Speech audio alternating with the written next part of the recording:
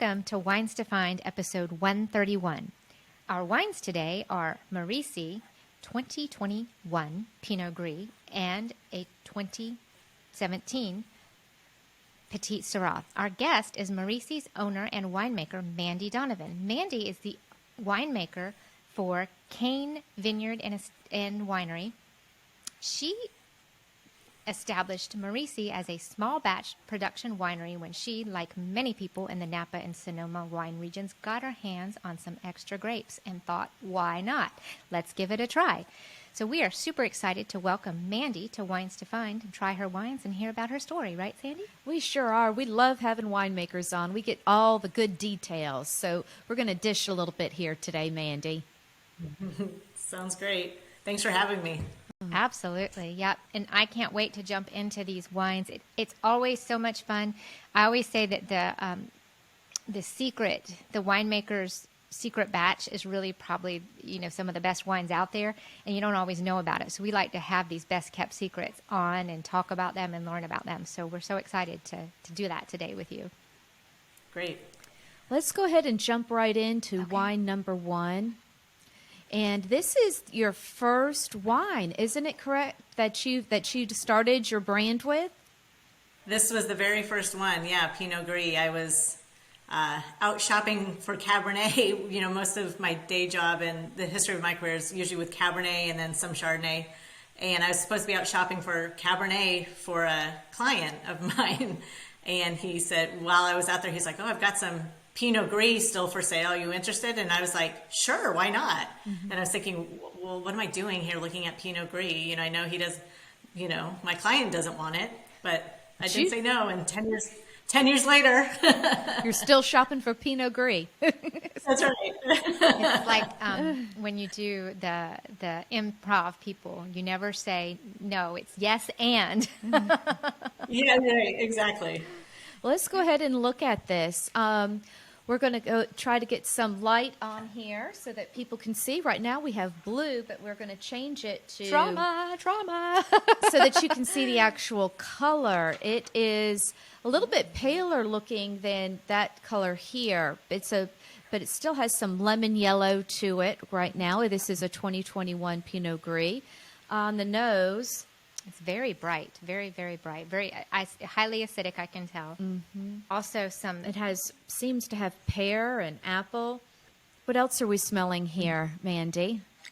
Yeah, you're going to get a lot of those really fresh characteristics. I also usually pick out a lot of ginger and sea phenol. Ooh.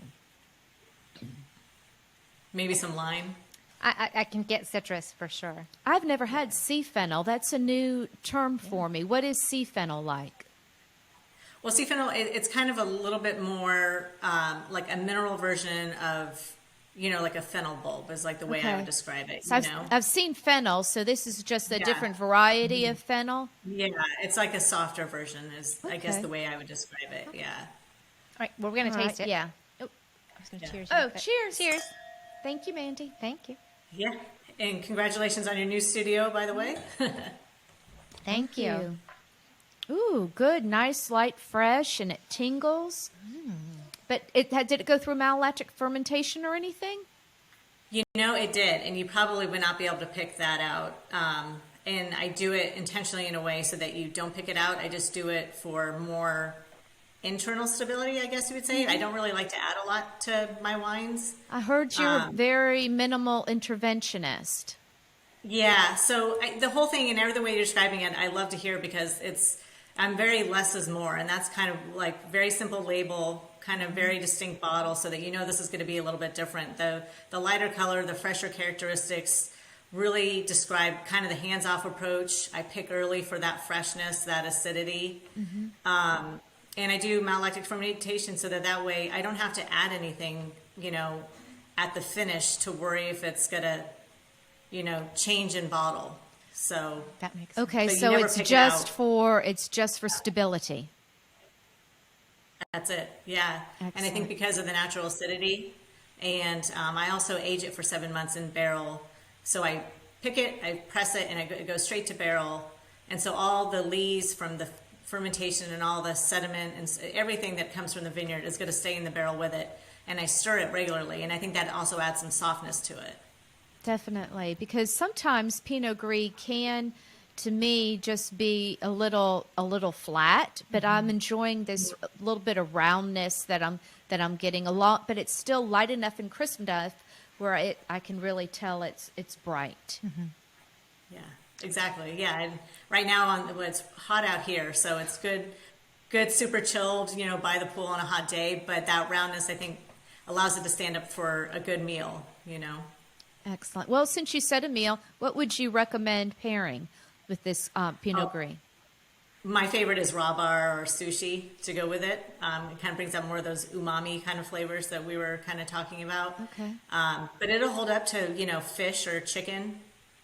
Excellent. Yeah. Thank you. Very good. Very Thank good. you. Well, let's go ahead and talk about Mandy. You started out, so you went to University of Vermont originally. Did I see that? Yeah, so I grew up in Northern California, but I went out of state for college. Never thought I would join the wine industry. I did work in a wine bar in college during undergrad because I grew up around it. My family collected it. So from a consumer standpoint, I loved it. And when I moved home, I had an agriculture background and I spoke Spanish. So I thought, I just needed a temporary job. And again, just kind of like Merisi, 18 years later, here I am. So kind of worked my way up and through the industry, worked in the cellar, worked in the lab, worked in the vineyard, sales and everything. So it's been a fun accidental career. So what did you go to school for to begin with? Was it something that helped you do this or nothing at all? I did not look her up.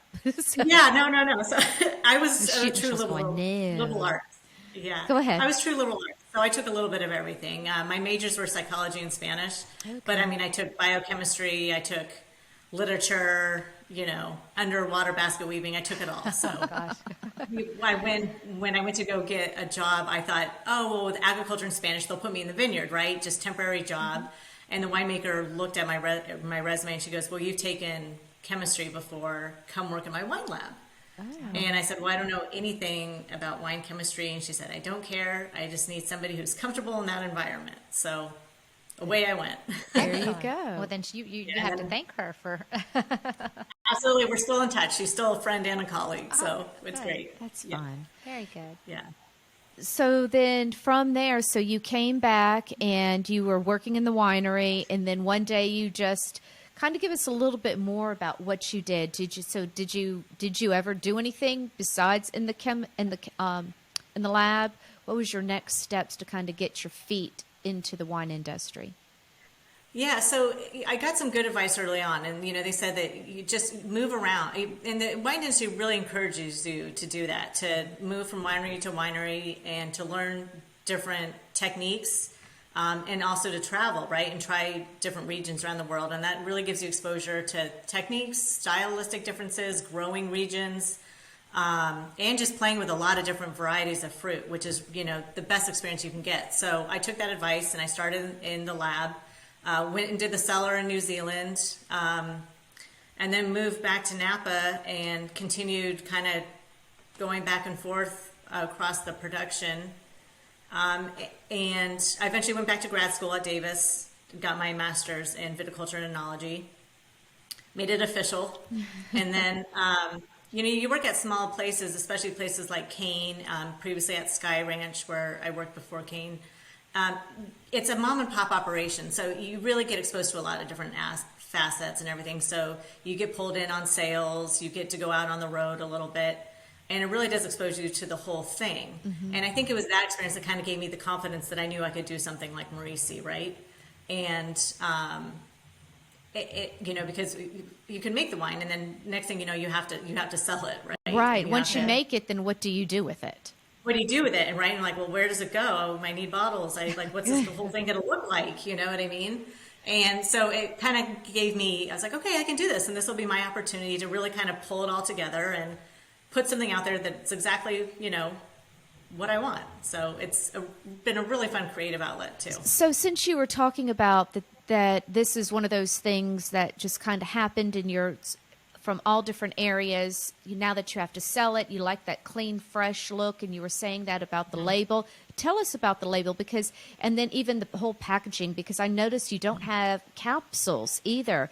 And this one was done in 2017. We're just really starting to see more wine bottles without the capsules. So it seems like, was that a decision that you made, deliberate?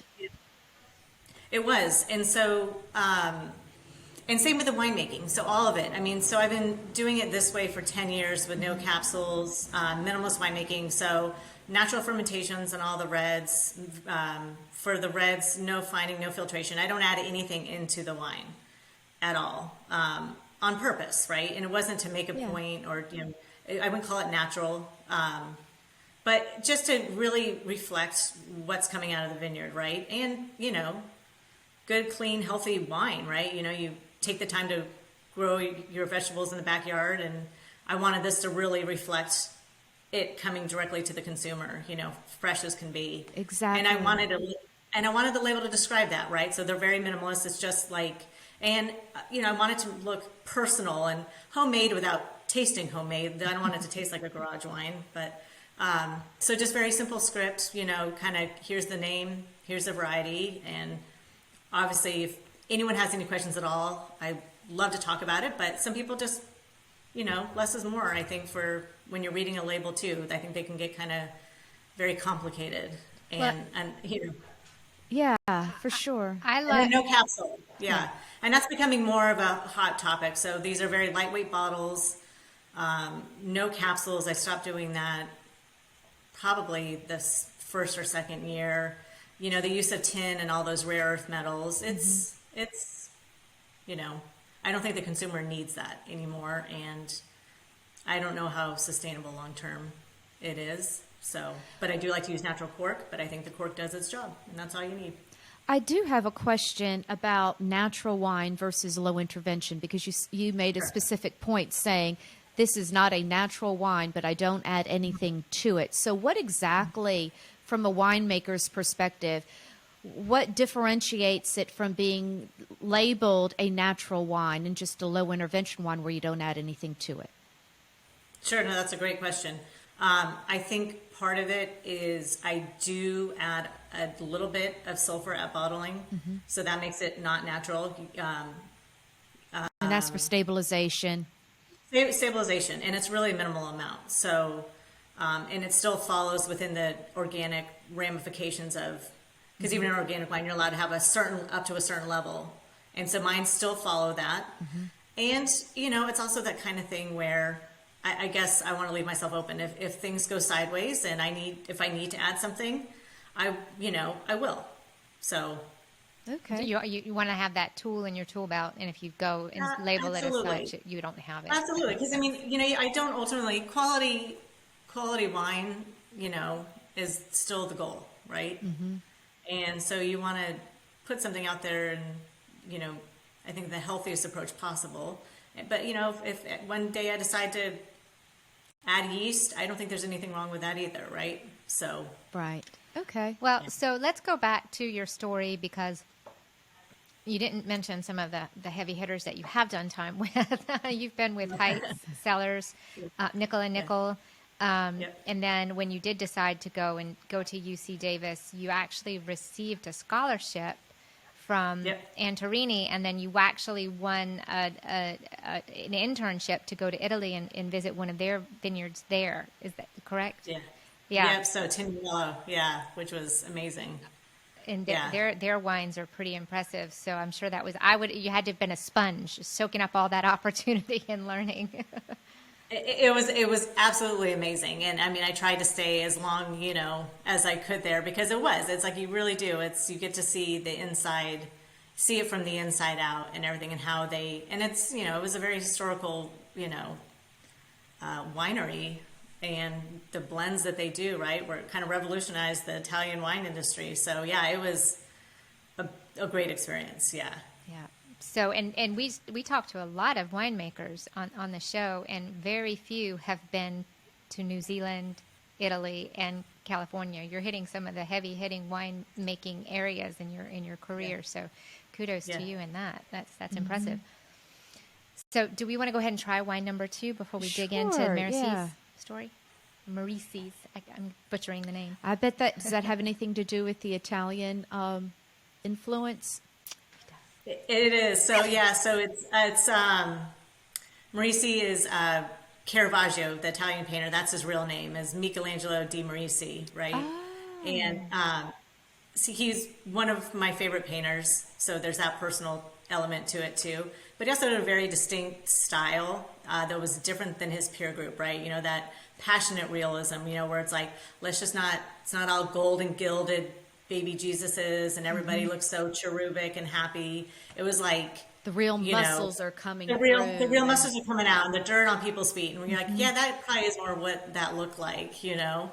And again, I was like, well, that's kind of what I want to say about my style, is that it is going to be distinctive. It's going to be fresher. It's, you know, going to look a little bit different, but it's intentional, and, you know, it's okay to do things different sometimes.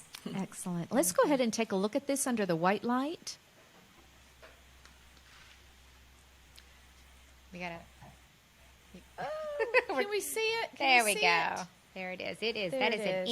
inky, purpley It looking is, because this wine. is the Petite Petite Syrah. So it's going to have a very deep... Yeah, gosh, it's very opaque, clear, very intense looking. Deep purple would be the color, I think.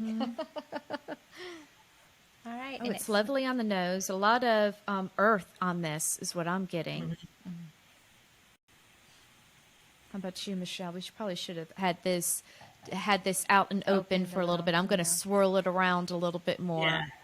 So for the listener that isn't getting the benefit of the visual, one, you can go to Facebook, Instagram, or YouTube and check out what this wine looks like. Or we can tell you it is a very, very deep purpley. It's typical of a Petite Syrah. It's got a lot of depth to it in opaqueness and color. And the smell... Oh, there is some earth back there, and almost, like almost timber, some wood. back there. Very forest floor, or I even get some mint or something in there That's too. what, I think. it's almost. Yeah, you get... Go ahead, tell us. 'Cause Yeah. Yeah. You get something like that eucalyptus, like some of that tobacco, you know, cider or cedar box kind of a thing. Cedar. It's like a cedar chest. Yeah. Yeah.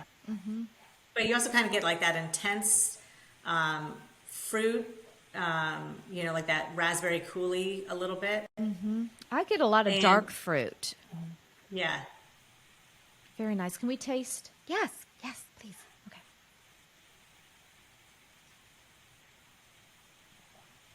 Oh, very Very nice. intense. Lots and lots of fruit on the palate. I do definitely get that. And it seems to go all over my tongue. It is. It's the flavor is just there everywhere. Everywhere. And it's Everywhere. very. It's tannic. It sucks the mouth dry. It does have a lot of tannin to it. Very nice. It is very nice. So tell us about it. Tell us about the Petite Yeah. Syrah.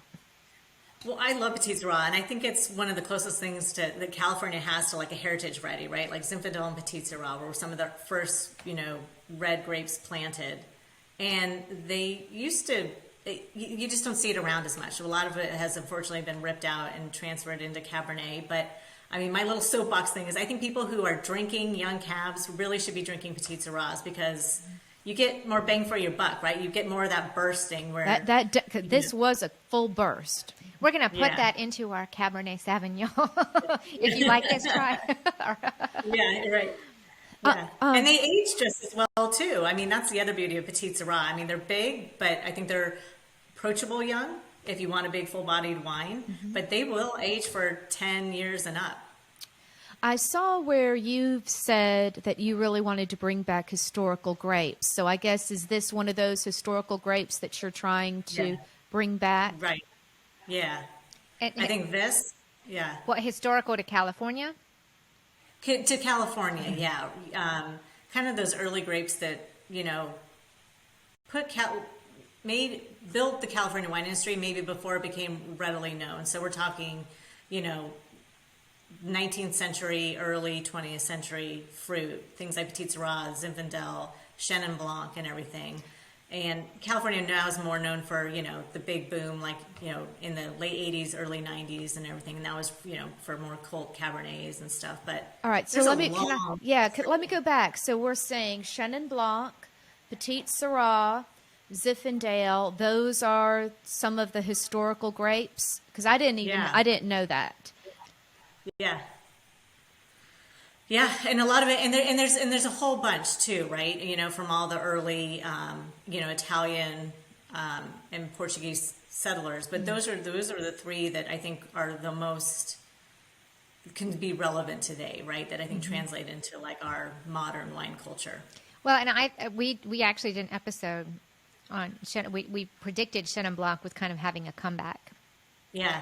And I think that especially with the red blends being so popular now, I think that maybe some taste buds are moving away from just the Cab Sauvignon that's just so big, the big and bolds, and maybe getting a little more mellow. Or, that's right. Like you say, people want to drink them young, and so maybe there's alternatives that you can have. And so that's interesting. Right. So do you have any insight on that with the up and coming grapes? Like what are the winemakers wanting to play with out there? Well, I think Rhone blends, right? The GSM blends are really popular. All my friends and colleagues, everybody loves to make those. And from what I've seen, and I talk to my friends on the consumer side, is everybody loves to drink them. So I think that's really going strong out here. Yeah, we love to hear that.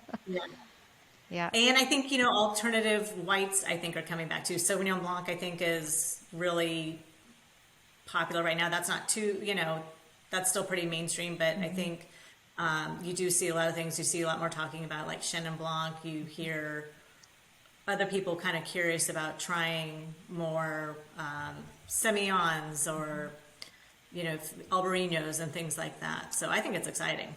Well, and we've been, our last two episodes have focused on that, on if you like Sauvignon Blanc, try, and we tried Albariño and another one that I can't remember right now. And then this week's episode is if you like Chardonnay, try, and it's Garganiga, which is Suave, and obviously, and but for the listener, and the other one was Viognier. We did a Condrieu. Flangelino was the other one. The other white, yeah. It was Falangina. Falangina. So that was also an Italian white that we did with the Albariño. So, anyway. Yeah, those are great from Sicily, right? Yeah. Mm-hmm. And the other thing that's so funny, when you said that, when I saw your inspiration for the label, I thought, isn't that just so typical? Because his name is Michelangelo something. What was his name? Merisi di Caravaggio, yeah. So Caravaggio was the town where he grew up, and that's how people knew him. Yeah, yeah. It's the same with the wine. So, exactly. Yeah. I thought that was interesting. Yeah. All right. So, what? Tell us about your day to day, because you go to a place and you make wine for somebody else, and then you come home and you make wine for yourself too. So, how do you balance that? How does that work? I love it because no 2 days are alike, and I don't think I would be happy just sitting still all day, in the chair. So it's kind of fun. You start early in the morning. That's usually when you're kind of going through the vineyard, doing those kind of checks and stuff, and go into the cellar if there's any major wine movements. And then a lot of the sales and interacting with people comes more in the afternoon. So it's a pretty dynamic day, but I do love to see that perspective, and seeing how people react to the wine, good and bad.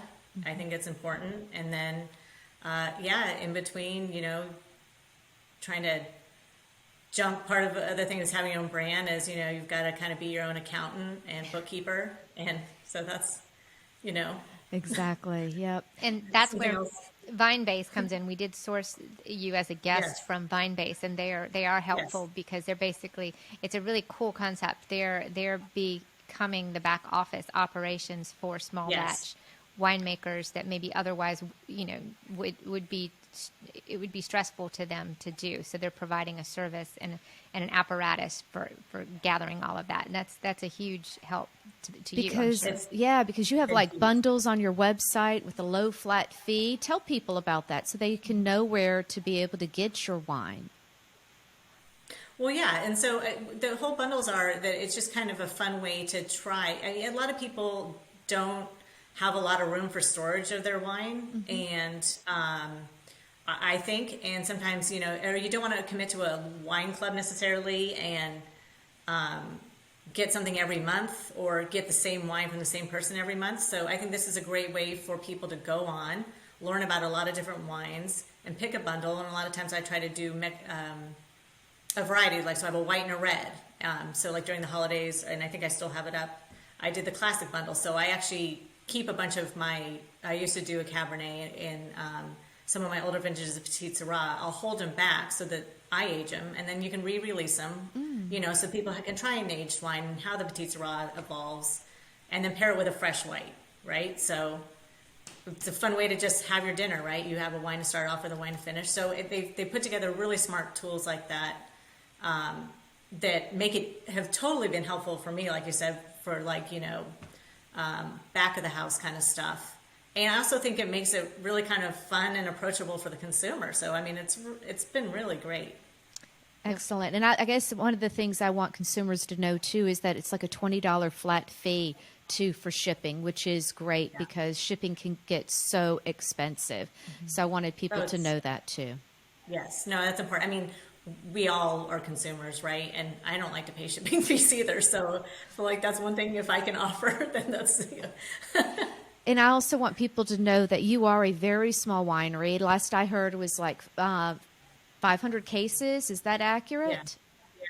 Yeah.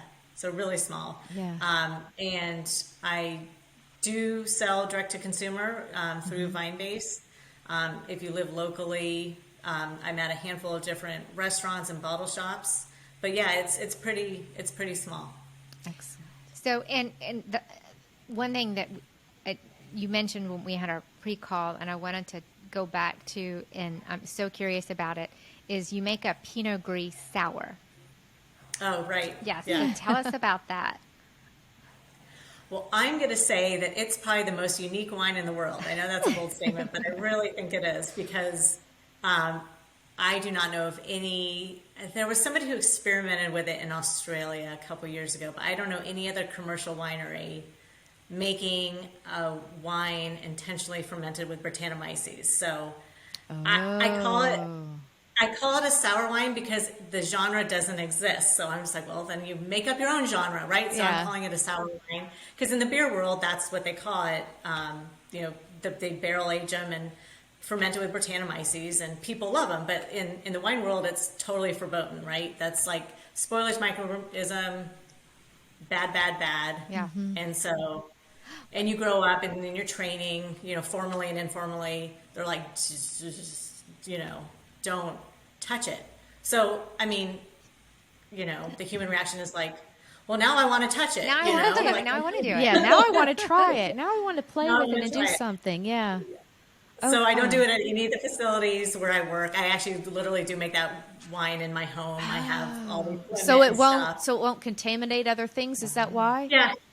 And if you know, I mean, true biochemistry, that's not how that won't really happen. I won't carry it in, but people do get paranoid, and I respect that. So in order to, you know, avoid all that, I don't want to get blacklisted in Napa or Sonoma. That Mandy, she's over there playing with sour Pinot Gris. I know. Call security, right? So I do make it at my home. I make it totally separately, bottle it separately and everything. But it's really fun. I think it does taste like a sour wine. So the best way I can describe it is cider. It's very cider-like. Okay. It's got more of those umami flavors to it, like more of a pickled ginger rather than a fresh ginger, if that makes sense. Okay, yeah. But it's kind of fun. So, and you don't usually see or even get a hint of Brett in a white wine. I mean, sometimes a red, you know, you'll get it, and Sure. Sometimes it's almost, you know, that little hint of barnyard is not bad. So what made you decide to add that? Yeah. Because I just wanted to see what would happen. So you're a contrarian because somebody said you couldn't and you had to. Because somebody said I couldn't, and I've also done a lot of research, and I was like, well, if I do it in my own home, right? Like, what's the problem? So I kind of just did it as an experiment to see what would happen because, you go through the whole beer world and, you see how they make it, and it just made me think, and, a beer that's 100% fermented with Brett does not taste very bready, right? It's not really skunky. And I said, well, if you treat it like you would a Saccharomyces yeast and you love it and you coddle it and you give it a nice temperature and you stir and you take care of it, would it present itself differently? And sure enough, it does. You get a little bit of the funkiness because that's part of Brett, but you also get all these other really cool characteristics. Well, that is fun. That is We're gonna have to a try lot it of out. fun. That is interesting. So don't take no for an answer, right? Well, I mean, I'm with you. If somebody says no, you're almost you got to just try it. I mean, you got to figure it out, right? Well, before we move into our rapid fire winemaker questions, I wanted to ask you, what should we pair with the Petite Syrah? Any suggestions? Yes. Well, I think it goes with like a lot of those good, classic, more meat dishes. I think you could do a steak, you could do a roast, ribs, really good, just kind of a fun after dinner wine by the fire, I think too. A lot of times I just drink it, rather than an after dinner drink. I was like, I'll just have a glass of Petite Syrah, and it kind of does the same trick. So. And it has opened up. It really is very, very nice.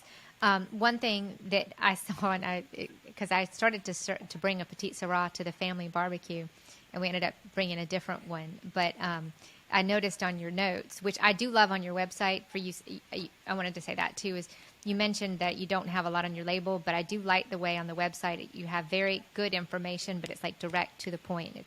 And you give a lot of good information, but you give food pairings as well. And it said barbecue, and I was like, well, barbecue means lots of different things all over the world. That's true. So. That's true. Right. I know. And as a Californian, you kind of forget that, right? And it's like, well, is this going to go, with Kentucky barbecue or Texas? I get that, right? So mine was I'm thinking, I guess California barbecue. But yeah, I think it would pair with, even some spicier sauces and stuff too. So what is California barbecue, just to make sure we know what we're talking about. I think we that's like our generic grill, right? Oh, when you use the grill, when you use the grill. See, that's how it is. So that's how Right. it is in like Orlando and places. Yeah, no. So here, barbecue is it's specific. It's a pulled pork. Yeah. So and we're in South Carolina. So meanwhile, my friend in Memphis is probably like totally embarrassed that I just said that. So She's like, it's just when you use the grill. All right, let's get right into this rapid fire. I have this is a question whenever you started talking about being in New Zealand and Italy, so this kind of is along those same lines. If you could make wine anywhere in the world other than where you currently are, where would that be? Oh, wow. That's great. I think, that's a really good question. One of my favorite things to do that I would love to go back to, because I didn't get too much exposure, but was making Vinsanto while I was in Italy. And I would like to do more fortified wines like that. So I think I'd probably want to go back to, maybe Hungary and do a Tokai or, do some more like fortified style wines, I think. Okay, excellent. Maybe Portugal. Yeah. Fun. And you're the first winemaker, and we've interviewed a lot that has said they wanted to do a fortified wine. Mm-hmm. So very interesting. Very interesting. Yeah, it's totally different. So it'd be fun to do that. So we talked a little bit, but we always like to ask if there's a mentor or a winemaker or someone who really influenced you and that kind of influenced you got you to where you are today. Like I said, I've been lucky. So I have to definitely give props to Sally Johnson, who was the first, and she's a woman winemaker who hired me at St. Francis. So that was my first gig. She's the one who first pulled me in and hired me. So she's definitely on my special short list. Chris Howell at Cain has also been very much a mentor to me and really supported me, not only doing Merisi, but just very thoughtful approach to winemaking in general. Very good. Excellent. All right. This goes straight back to your wines. If you could give each of these wines a personality, how would you describe them? And Michelle always likes to know if there's a specific celebrity that you would say, person. or person that this wine is like. So we can start off with the Pinot Gris. Oh, so I think this one is, I think this one's really approachable, right? But I think there's more than meets the eye. I mean, like I said, I think it's a good aperitif wine, so it's fresh and friendly, but it can hang around for a while. So I guess I would say this would be like Reese Witherspoon, I guess, for an actress, right? 'Cause she's kind of fun and bubbly, and she makes it look so easy, but she's pretty a heavy hitter, right? And she's a producer now.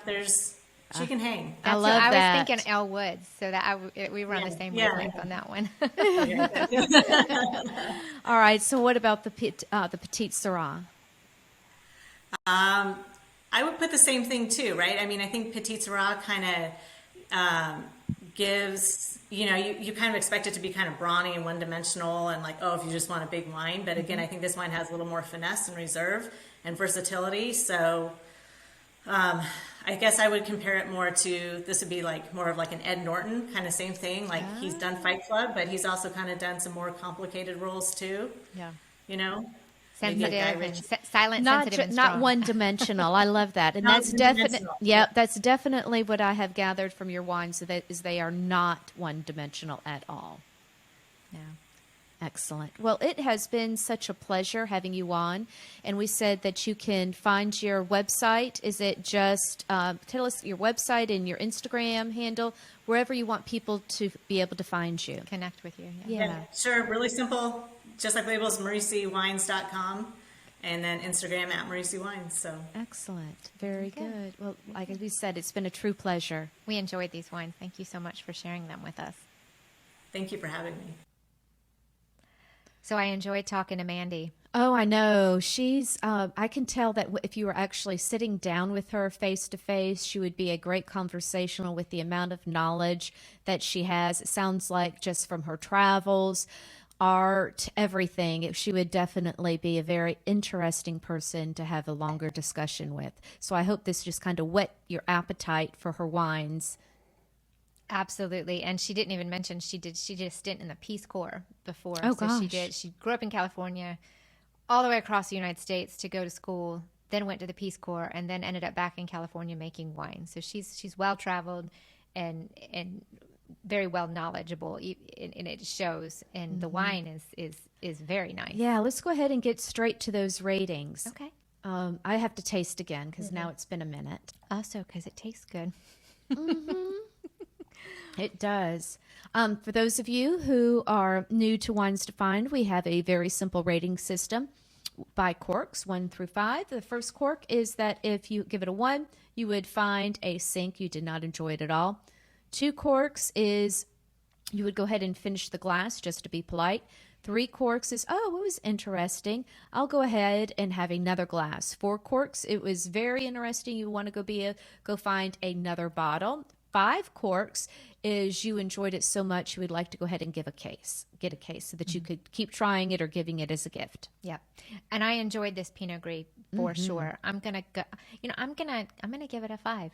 Are you because really? I don't generally like a Pinot Grigio, and I really like it a lot. And this is a Pinot Gris. Oh, Pinot. I know, but I guess they're the same thing. Yeah, I don't. Pinot Grigio and Pinot Gris are the same. But I don't. Generally, they're too, like you said, flat, and this is very round. This is not flat. It's not at all. And even though the acid is there and present, it has enough of that oomph to it and complexity, and I'm still tasting it. And y'all saw how long it was since I had a sip. It really is, and there's layers to it. There's some citrus, there's some other stuff going on, so it's just very pleasant in the mouth. And since I don't find one often that I would think, give me more, I'm going straight 5 on that. Ooh, wow. Yeah. I'm going to give it a 4 just because I'm not that much of a white wine drinker, but I do really enjoy it. I think it's excellent. It's very good. Yes, and these are not for quality. No, this our is ratings. just for what we like, whether or not we would like. Then that way we know what we need to go buy. Yep. All right. So on the Petit Syrah, which I do enjoy a Petit Syrah, I had to pause and take another sip. It's very good. Very nice. Very I think pleasant. this is the one I'd have to give a 5 to. Okay. I really enjoy this one. I'm going to go 4, but we're reverse. I know, yeah. Only because, well, I don't know how much it is, for one. We didn't ask. But Petite Syrah, it's not one that I've would buy a whole case of all at once, but over time I would end up with a case, but I'm going to go 4. I find it very pleasant, very enjoyable. I would definitely recommend it. And especially, like she said, if you're generally a cab drinker and you wanted to step outside that cab box, you might want to give this a try. Yeah. Well, it has been such a good time tasting these wines today and sharing all this information with you guys. If you enjoyed this episode, be sure to share it with a friend. You can find us on Instagram, Facebook, everywhere. We're Wines Defined Podcast. And we hope you join us next time on Wines Defined.